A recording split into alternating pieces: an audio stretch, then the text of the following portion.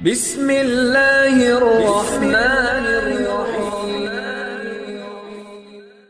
مفتی شعیب اللہ خان صاحب کے بیانات کے لیے مفتی صاحب کے آفیشیل چینل کو سبسکرائب کریں اور زیادہ سے زیادہ شیئر کریں۔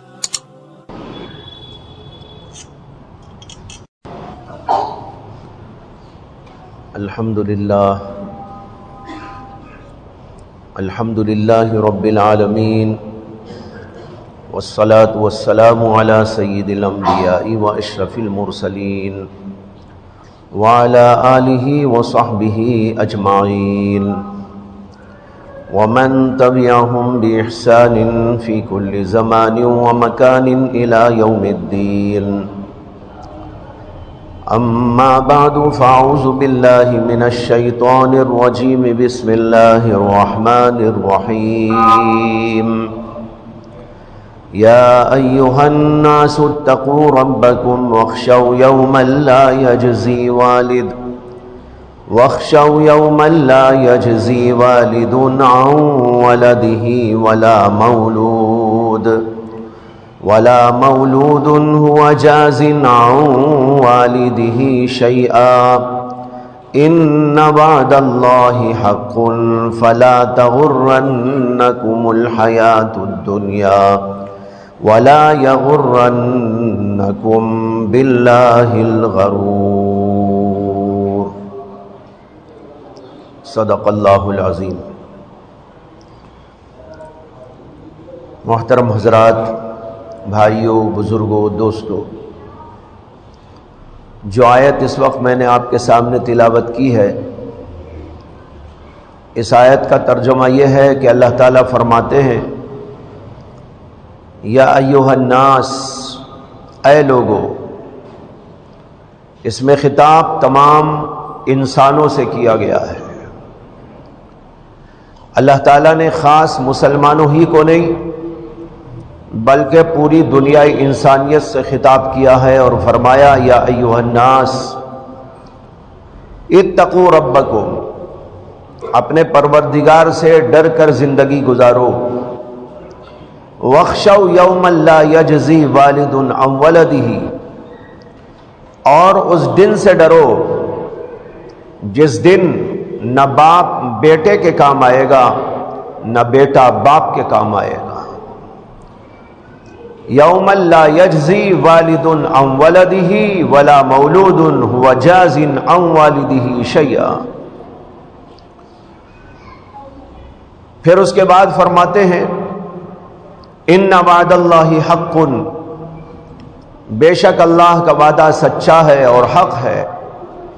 فلا تغرنکم الحیاۃ الدنیا ولا یغرنکم باللہ الغرور، لہذا تم کو نہ دنیا کی یہ زندگی دھوکے میں ڈالے اور نہ کوئی دھوکے باز تم کو دھوکے میں ڈالے۔ اس آیت کریمہ میں اللہ تعالیٰ نے کئی حکم دیے ہیں۔ پہلا حکم تو یہ دیا ہے کہ اللہ تعالیٰ سے ڈر کر زندگی گزارو، اس کا نام ہے تقوی۔ جب انسان دنیا میں رہتے ہوئے اللہ سے ڈرتا ہے، اللہ سے ڈر کر زندگی گزارتا ہے، تو اس کی زندگی بھلی ہوتی ہے، ٹھیک طور پر گزرتی ہے۔ جو اللہ چاہتے ہیں وہ کرتا ہے، اللہ جس کو ناپسند کرتے ہیں اس سے وہ دور رہتا ہے، باز رہتا ہے۔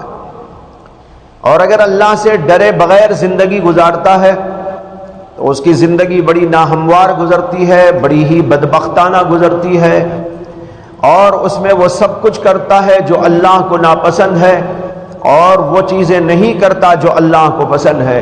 وہ نفسانی زندگی گزارتا ہے، نفسانی خواہشات کی زندگی گزارتا ہے، من مانی زندگی گزارتا ہے، یہاں تک کہ وہ ہلاکت اور تباہی کے غار میں جا کے پڑ جاتا ہے۔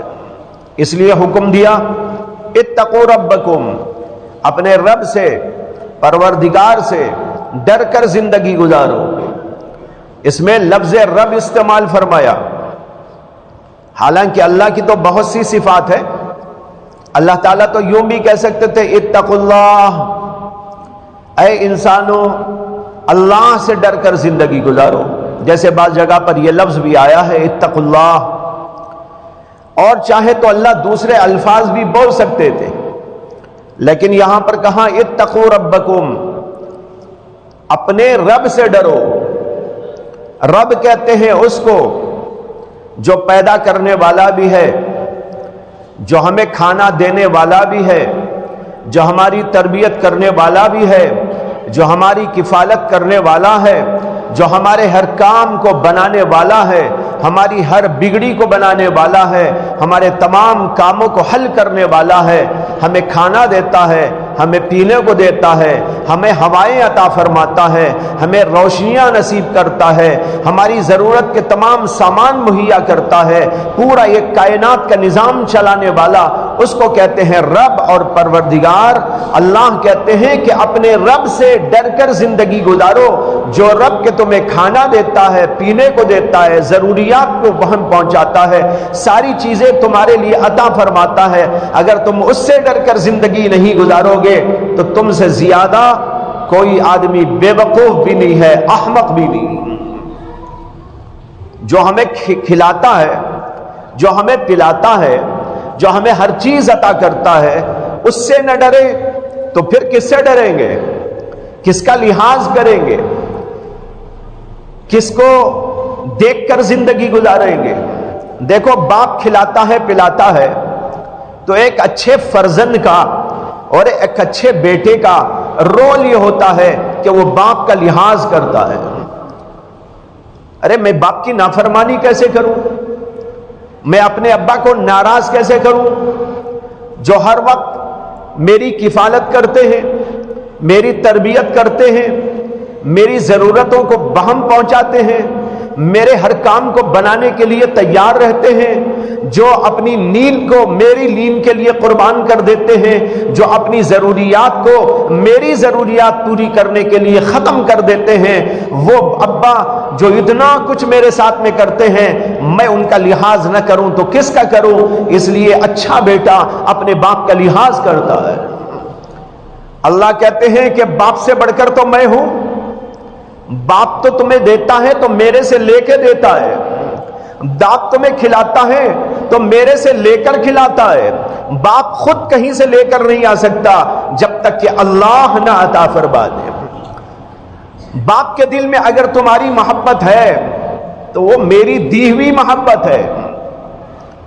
اگر بچے کو باپ اپنی کفالت میں لیتا ہے، تربیت میں لیتا ہے اور اس کی ضروریات کو پورا کرتا ہے، وہ سب کچھ میرے دینے کی وجہ سے تمہارے ساتھ میں اچھا سلوک کرتا ہے۔ اگر میں اس کو نہ دوں تو وہ تو کچھ بھی تمہارے لیے نہیں کر سکتا۔ جب تم باپ کا لحاظ کرتے ہو، ماں کا لحاظ کرتے ہو، اپنے بڑوں کا لحاظ کرتے ہو، تو اپنے رب کا لحاظ کیوں نہیں کرتے؟ اس لیے اللہ نے کہا یا ایھا الناس اتقوا ربکم، اپنے پروردگار کا لحاظ کر کے زندگی گزارو۔ تقوی کے معنی ہے لحاظ کرنا۔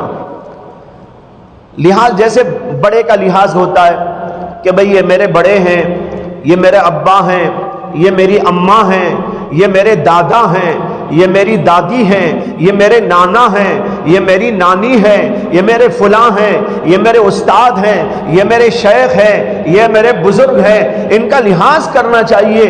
اس لیے ان کی مرضی کے خلاف کچھ نہیں کرنا چاہیے۔ اسی لحاظ کا نام ہے تقوی کی زندگی۔ اللہ کا لحاظ کرتے ہوئے زندگی گزاری جائے۔ تو سب سے پہلا حکم تو اللہ نے دیا اتقوا ربکم، اے انسانو اپنے پروردگار کا لحاظ تو کر لو، اس کی نافرمانی تو نہ کرو، جو وہ کہتا ہے وہ کرو، وہ جو نہیں کہتا وہ نہ کرو۔ یہ ہے اللہ کا لحاظ کر کے زندگی کرنا، اس کا نام ہے تقوی۔ اور دوسری بڑی اہم بات فرمائی وَاخْشَوْا يَوْمًا لَا يَجْزِي وَالِدٌ عَنْ وَلَدِهِ وَلَا مَوْلُودٌ هُوَ جَازٍ عَنْ وَالِدِهِ شَيْئًا، اور اس دن سے ڈرو۔ کون سا دن؟ وہ دن جس دن کے نہ باپ بیٹے کے کام آئے گا، نہ بیٹا باپ کے کام آئے گا، یعنی قیامت کا دن۔ اللہ نے قیامت کے دن سے ڈرنے کے لیے کہا، اور ڈرنے کا مطلب کیا ہے؟ ابھی سے اس کا لحاظ کر لو۔ اس کے لیے تیاری کر لو. وہ دن ایک دن آنے والا ہے. ان وعد اللہ حق، اللہ کا وعدہ سچا ہے. قیامت ہو کے رہے گی. کوئی دنیا کی طاقت، کوئی دنیا کی سائنس، کوئی دنیا کی ٹیکنالوجی، دنیا کا کوئی علم اللہ کے اس قانون کو بدل نہیں سکتا ہے. اگر پوری دنیا اپنے علم سے یہ کوشش کرے کہ قیامت ہی نہ آئے، ارے قیامت تو بہت دور کی بات ہے. دنیا کے اندر موت آتی ہے تو ساری دنیا کے سائنسدان مل کر ایک آدمی کی موت کو ٹلا نہیں سکتے. ٹلا سکتے ہیں؟ روزانہ واقعات پیش آتے ہیں، ہر ہاسپٹل میں واقعات پیش آتے ہیں. لوگ ڈاکٹروں کے پاس میں جاتے ہیں، ارے اس کو یہ ہو گیا، اس کو بچا لیجئے، اس کو بچا لیجئے، اس کو یہ کر لیجئے. دنیا کی تمام سائنس، دنیا کے علوم ٹیکنالوجی کے اور دنیا کی مختلف چیزیں جو بنائی ہوئی ہیں، ڈاکٹروں کا سارا علم، سائنسدانوں کا سارا علم وہ دھرا رہ جاتا ہے. موت آنی ہے تو آ کے رہتی ہے. دنیا کی کوئی طاقت اس کو نہیں ٹلا سکتی. دنیا کا کوئی حکیم اور ڈاکٹر اس کو ٹلا نہیں سکتا. دنیا کا کوئی علم اس کو ایک منٹ کے لیے بھی نہ آگے کر سکتا ہے نہ پیچھے کر سکتا ہے. اللہ کی اتنی بڑی قدرت، قیامت کو کون ٹلا سکتا ہے؟ جب دنیا کے معمولی حادثات کو نہیں ٹلایا جا سکتا، کسی کو بیماری آنی ہے تو آ کے رہتی ہے، کسی کا فلاں حادثہ ہونا ہے تو ہو کے رہتا ہے، موت آنی ہے تو آ کے رہتی ہے. اس کو کوئی علم ٹلا نہیں سکتا، کوئی طاقت ادھر سے ادھر نہیں کر سکتی. اللہ بتاتے رہتے ہیں میری طاقت کا اندازہ کرو، میری قدرتوں جلالتوں کا اندازہ کرتے رہو. تم سب کے سب ایک، میرا حکم ایک. پوری دنیا مل کر میرے ایک چھوٹے سے چھوٹے حکم کو ٹلا نہیں سکتی، بڑے حکم کو کیا ٹلا سکتی ہے؟ تو اللہ نے کہا ان وعد اللہ حق، یہ قیامت کا آنا بالکل برحق ہے. جب وہ برحق ہے، واتقوا، اس دن سے ڈر کر زندگی گزارو، اس کی تیاری کر لو، اور وہ آ کے رہے گا. اور جب وہ آئے گا دن، ایسا دن ہوگا، خطرناک دن ہوگا، وحشتناک دن ہوگا، حیرت انگیز دن ہوگا. سارے لوگوں کی عقلیں جو ہے بے قابو ہو جائے گی. اللہ تعالیٰ نے قرآن میں ایک اور جگہ پر قیامت کا نقشہ کھینچا ہے. یا ایھا الناس اتقوا ربکم، یہاں بھی وہی کہا اے انسانوں اپنے رب سے ڈر کر زندگی گزارو. آگے کہتے ہیں ان زلزلۃ الساعۃ شیء عظیم، قیامت کا زلزلہ، قیامت کا بھونچال بہت زبردست قسم کا بھونچال ہوگا. دنیا میں بڑے حادثات پیش آتے ہیں، دنیا کے اندر زلزلے بھی برپا ہوتے ہیں. اللہ کہتے ہیں قیامت کا زلزلہ سب سے بڑا زلزلہ ہوگا، سب سے عظیم زلزلہ ہوگا. دنیا کو ہلا کے رکھ دیا جائے گا، زمین ٹوٹ جائے گی، آسمان پھٹ جائے گا، ستارے اڑنے لگیں گے، یہ سورج اور چاند بے نور کر دیے جائیں گے. اذا السماء اذا الشمس کورت، سورج کو لپیٹ کے رکھ دیا جائے گا. اب کیسے لپٹیں گے اللہ، یہ تو اللہ جانے. لیکن اللہ کہتے ہیں اذا الشمس کورت واذا النجوم انکدرت، اور ستارے ٹوٹ ٹوٹ کر گرنے لگیں گے.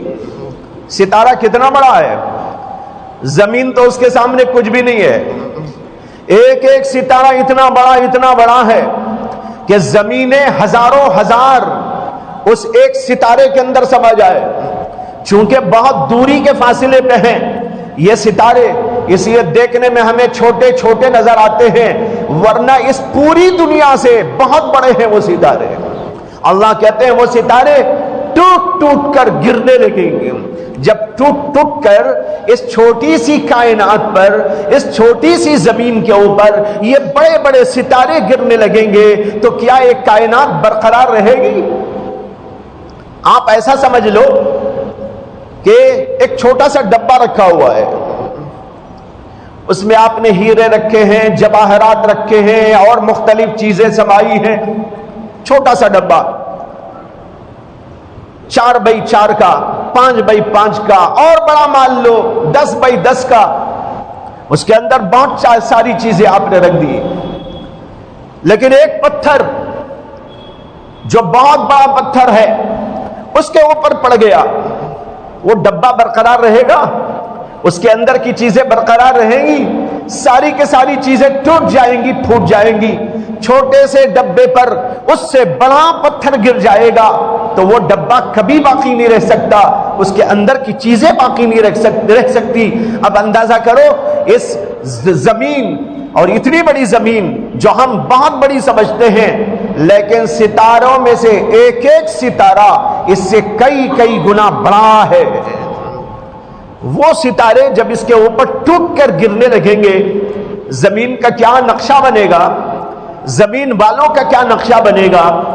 یہ ہے قیامت جب آئے گی تو اللہ نے اس کا منظر پیش کیا، اذا الشمس کوورت واذا النجوم انکدرت واذا الجبال سیرت، اور پہاڑ گولوں کے مانند اڑنے لگیں گے۔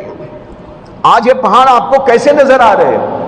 کتنے زبردست طاقت والے اور کیسے مضبوط اور کس طرح زمین میں فٹ ہیں، لیکن قیامت طاری ہوگی تو اللہ ان کو ایسا کر دیں گے جیسے کہ روئی کے گولوں کی طرح یہ اڑنا شروع ہو جائے گی۔ بہرحال بتانا یہ ہے کہ وہ دن آ کے رہے گا، اللہ اس سے ڈرا رہے ہیں اور کہتے ہیں وہ زلزلہ بڑا زبردست زلزلہ ہوگا، اس لیے اس دن سے ڈرو اور اس کی تیاری کرو، وہ ضرور آ کے رہنے والا ہے۔ کہتے ہیں ان وعد اللہ حق، اللہ کا یہ وعدہ حق ہے۔ آگے کہا فلا تغرنکم الحیات الدنیا، کہیں تمہیں یہ دنیا کی زندگی کی زیب و زینت، یہاں کی یہ بلڈنگیں، یہاں کا یہ دل فریب منظر جو حقیقت میں دل فریب نہیں ہے بلکہ دھوکہ ہی دھوکہ ہے، یہ دل فریب منظر جو ظاہراً تم کو دل فریب لگتا ہے، کہیں ایسا نہ ہو کہ دنیا کی زندگی تم کو دھوکے میں ڈال دے۔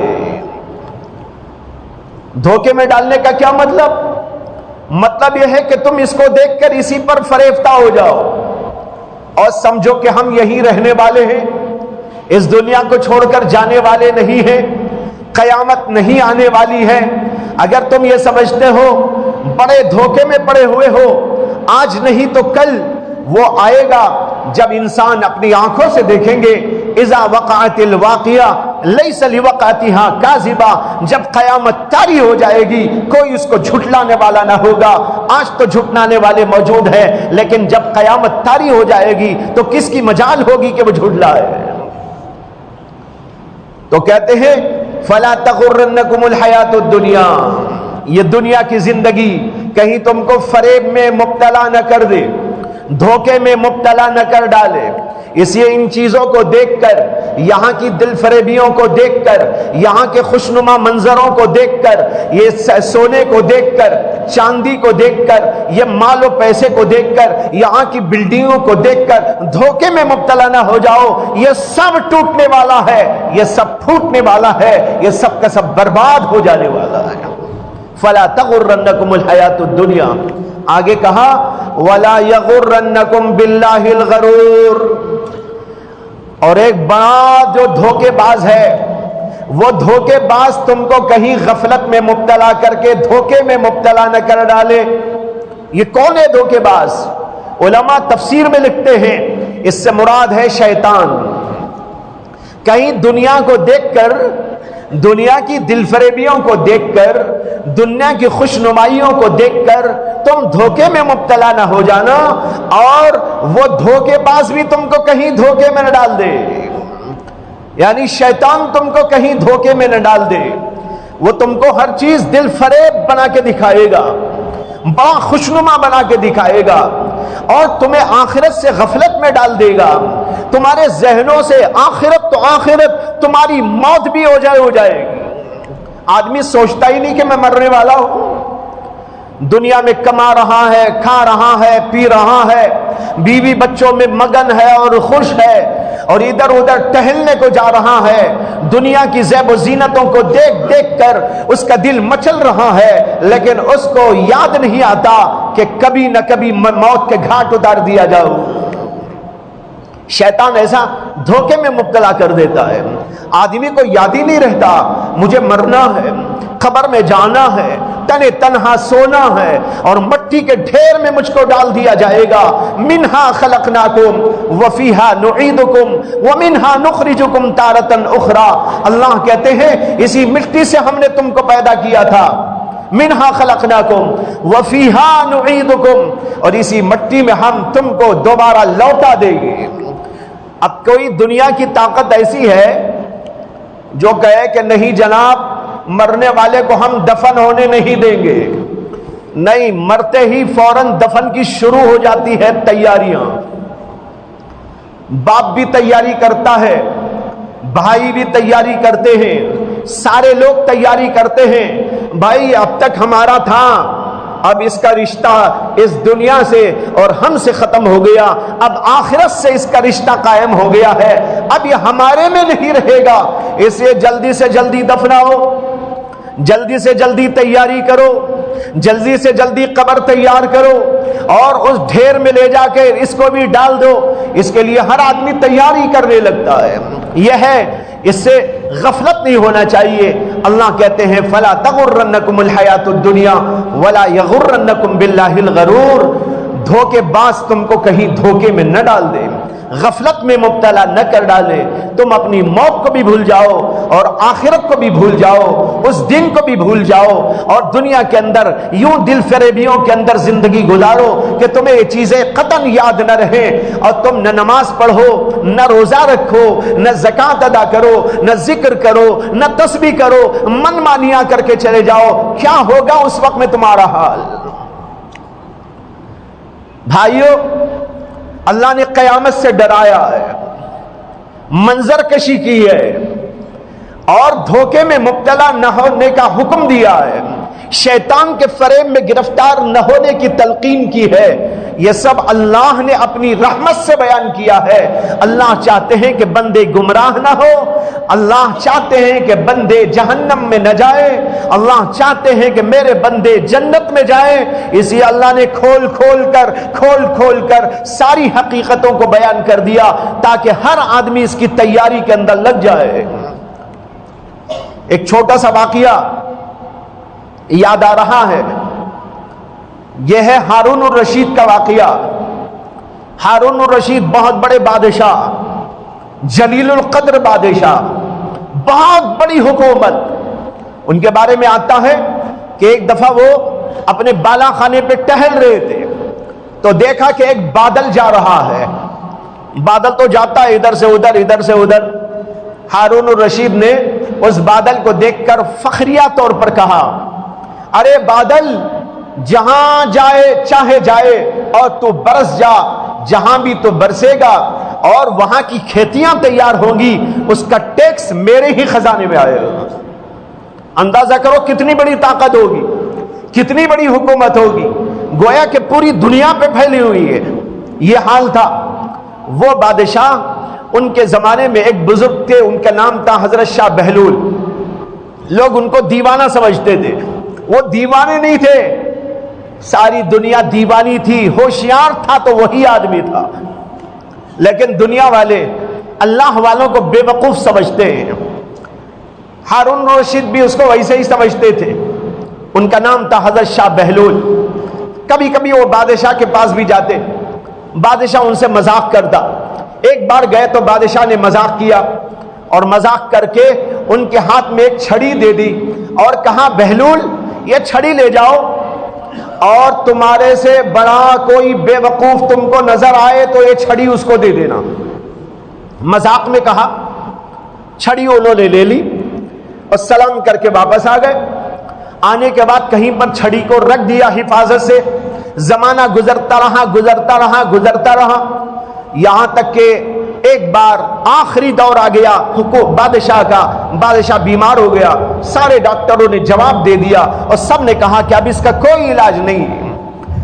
جب اعلانات اس کے ہوئے تو بھیڑ لگ گئی لوگوں کی بادشاہ کی زیارت کرنے کے لیے، کیوں لگتی تھی، شاہ بہلول بھی آ کے کیوں میں لگ گئے۔ کیوں میں ہوتے بادشاہ کے پاس گئے، بادشاہ سے مصافحہ کیا اور کہا، کیسی ہے طبیعت؟ انہوں نے کہا، تم تو دیکھ ہی رہے ہو کہ میں مر رہا ہوں، میں جا رہا ہوں۔ شاہ بہلول نے کہا اچھا آپ سفر میں جا رہے؟ ہاں بھائی سفر شروع ہو گیا میرا۔ کہاں سفر میں کیا لے جا رہے؟ آپ تو سفر میں جب نکلتے تھے تو اس وقت آپ کا لاؤ لشکر آپ کے ساتھ ہوتا تھا، کھانے پینے کا سامان ہوتا تھا، اشیاء ہوتی تھی، بڑے جاہو جلان سے آپ نکلا کرتے تھے، بڑا لشکر آپ کا جاتا تھا۔ بادشاہ اب کیا تیاری کر کے کون کون آپ کے ساتھ میں جا رہا ہے؟ بیوی بچے بھی جاتے ہوں گے، آپ کے حشم و خدم جاتے ہوں گے، آپ کے ساتھ اتنا مال پیسہ جاتا ہوگا۔ بادشاہ تنگ آ گیا، کہا بہلول میرے اوپر رحم کرو، میری حالت تو تم کو مذاق سوچ رہا ہے، تم میرے سے ابھی مذاق کرتے ہو، تمہارا دماغ ابھی خراب ہے، میری حالت دیکھ کر بھی تم کو رحم نہیں آتا۔ انہوں نے کہا کہ میں نے غلط کیا کہا؟ جب آپ نکلتے تھے تو بہت سارا ساز و سامان لے کر سفر میں نکلتے تھے، اب آپ کا آخرت کا سفر ہونے والا ہے، آپ نے اس سفر کے لیے کیا تیاری کی ہے یہ پوچھ رہا ہوں۔ کس کو لے کے جا رہے ہو؟ کیا کیا لے کے جا رہے ہو؟ کیا ہے تمہارے ساتھ میں؟ بادشاہ سمجھ گیا کہ کیا بولنا چاہتے ہیں، زار و قطار رونے لگا اور کہنے لگا میرے پاس تو کچھ نہیں ہے، میں نے اس دن کے لیے کوئی تیاری نہیں کی ہے، زار و قطار رونے لگا۔ شاہ بہلول وہ چھڑی بھی آج ساتھ لے آئے تھے جو بادشاہ نے کئی سال پہلے ان کو دی تھی، وہ چھڑی ان کے ساتھ تھی۔ انہوں نے چھڑی یوں نکال کر بادشاہ کے ہاتھ میں رکھتے ہوئے کہا آپ نے کئی سال پہلے یہ کہتے ہوئے یہ چھڑی مجھ کو دی تھی کہ تم سے بڑا بے وقوف کوئی نظر آئے تو دے دینا۔ بادشاہ میں تلاش کرتا رہا، میرے سے بڑا کوئی بے وقوف نظر آ جائے، مجھے آج آپ میرے سے بڑے بے وقوف نظر آ رہے ہیں، یہ پکڑیے آپ کی چھڑی۔ بھائیو آج ہم سب یہی بے وقوفی کر رہے ہیں، موت کھڑی ہے، قیامت آنے والی ہے، لیکن ہمیں اس کا احساس نہیں ہے، ہم نے کوئی تیاری کرنے کا کوئی ارادہ تک نہ کیا۔ کم سے کم آج ارادہ کرو، ہم اپنی آخرت کو تیار کریں گے، اپنی قبروں کو تیار کریں گے، اپنی قبروں کو ہم بنائیں گے، اس کو حسین و جمیل بنائیں گے، لیکن کیسا بنائیں گے؟ اینٹ و پتھر سے نہیں، گرانیٹ سے نہیں، وہ بنائی جائے گی اعمال سے، وہ بنائی جائے گی ایمان سے، وہ نمازوں کے ذریعے، وہ ذکر و تسبیحات کے ذریعے، وہ اللہ کی یاد کے ذریعے، نبی کی سنتوں کے ذریعے، قرآن کی تلاوت کے ذریعے، اور اللہ کے دین کی اشاعت کے ذریعے، اللہ کے دین کی خدمت کے ذریعے، مخلوق کی خدمت کے ذریعے، اور غریبوں کی امداد اور نصرت اور مدد کے ذریعے، ان چیزوں کے ذریعے اپنی آخرت اور اپنی قبر کو تیار کیا جاتا ہے۔ اللہ تعالیٰ مجھے بھی اور آپ کو بھی توفیق عطا فرمائے۔ وآخر دعوانا